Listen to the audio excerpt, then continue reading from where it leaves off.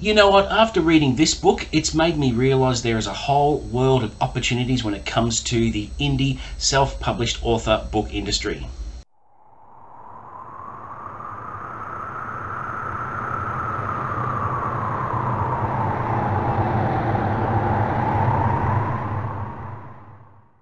What's up guys, welcome back to the channel. Today I'll be giving my spoiler-free review of 6 Bullets to a Man, the first in a planned series of thrillers written by indie self-published author Jethro Wegener. Now Jethro reached out to me a few months back and he had been watching the channel. He had seen some of my book reviews and he asked me if I'd be interested in reviewing his book on the channel.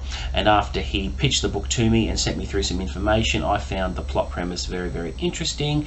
And what makes me especially appreciative, thank you Jethro, is that out of his own pocket he ordered me a copy of the paperback edition and kindly shipped it to my home address so I can have a physical copy to read. And this is the book here, which is a very sleek, well-produced paperback with really good paper stock, really well set out, and has a really good, nice, easy-to-read typeface throughout. And it was just a really nice book. Now, it is only 225 pages long, but for a shorter book, it certainly packs a punch and resonated with me. I did have a really good time with this one. Okay, so let's start, as I always do, with what the book is about. And this is taken straight off the back cover. 1971 Mississippi, a black man is dead, others are missing. Those in power don't care, and those that do care are too scared to do anything about it until Vietnam veteran Duke Gibbs comes into town to fulfill his buddy's dying wish. What he finds is a town full of danger and a dark secret that threatens to destroy everyone in it. All the disappearances are connected. Someone is planning something big, and they have the town's authorities on their side, including Sheriff Bankston, a hard case that takes an instant dislike to Duke. With powerful people pulling the strings and an assassin stalking him through the streets, Duke will have to use everything he knows to keep himself and those he cares about alive. But what his enemies don't know is that Duke Gibbs is a dangerous man, one who will stop at nothing to get justice. Is this sounding familiar? So from the outset, Gibbs has some traits that echo Jack Reacher, and Jethro mentioned that he draws some inspiration from Lee Child's books, and the influence can be felt in his writing here. So Gibbs comes to the town to fulfill his buddy's wish by delivering a letter he wrote to his mother. And obviously the mother is so appreciative and really touched by the gesture that she basically takes him in as a second son into her home. And what Duke discovers is a conspiracy threatening the town. Now, I like the dynamic played between Gibbs and the sheriff as soon as he comes into the town.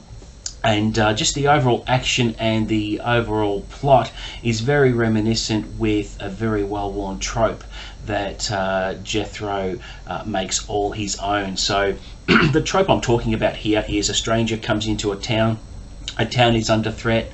The stranger tries to help the people, and whoever's running the show behind the scenes and manipulating everything can't cope with this new threat, and what happens is they call in another outsider to get rid of the potential hero.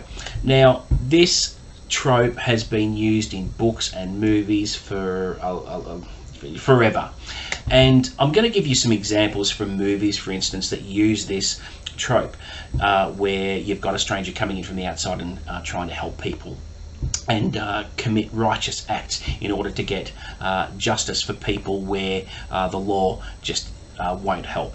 So the first example I will use from a movie. Now I apologise to my younger audience here because they'll have no idea what I'm talking about with this movie, but I'm going to draw upon The Way of the Dragon, starring Bruce Lee back in the late 70s, early 80s. What happens is Lee comes to visit his cousin in a restaurant, and he finds out that there's a local protection racket bullying the restaurant owners. And what happens is Bruce Lee kicks a lot of ass. He beats the thugs up at the back of the restaurant and basically threatens the operation, the protection racket. And what happens is the whoever the big boss is, they call in outside help to come and try and eliminate Lee, and that is Colt, played by Chuck Norris, and they have an epic fight at the end, and obviously Bruce Lee wins. So that's one example of this trope, where you've got the outsider coming in, helping the people, and there's other help drawn in to combat the threat that's entered the town. Another example I will use is Nowhere to Run, a more recent film from the 90s starring Jean-Claude Van Damme. He is a robber who escaped from prison. He enters the lives of a local widow and her 2 children, and he becomes aware of a big land developer trying to take her farm.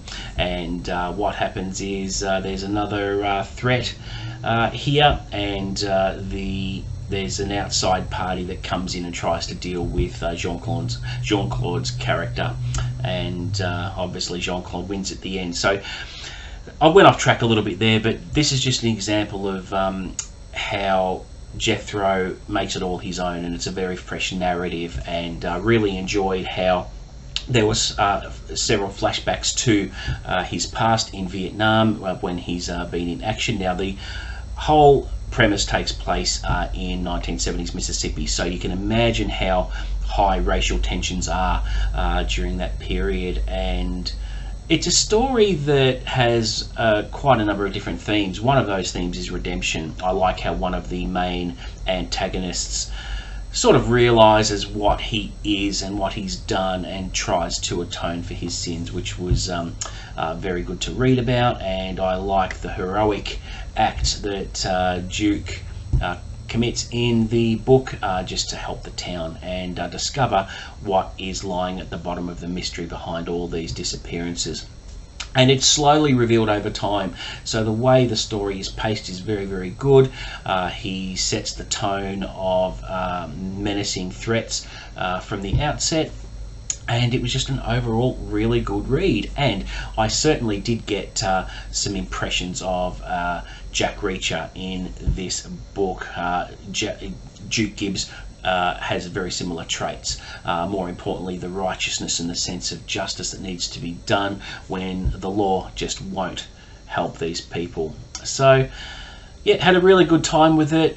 If you haven't read it or seen it, please pick it up and give it a read, and pop a review on Amazon or Goodreads, because I think this is going to be a potentially exciting series. I do believe Jethro is in the process of writing the second one, and I've asked to be a beta reader when it is ready, because I did enjoy the writing. It was very, very fresh and confident. The only thing negative I would say about the book is it wasn't long enough. Would have liked to have seen a bit more of a few more flashbacks and things like that, but that's not a negative thing really.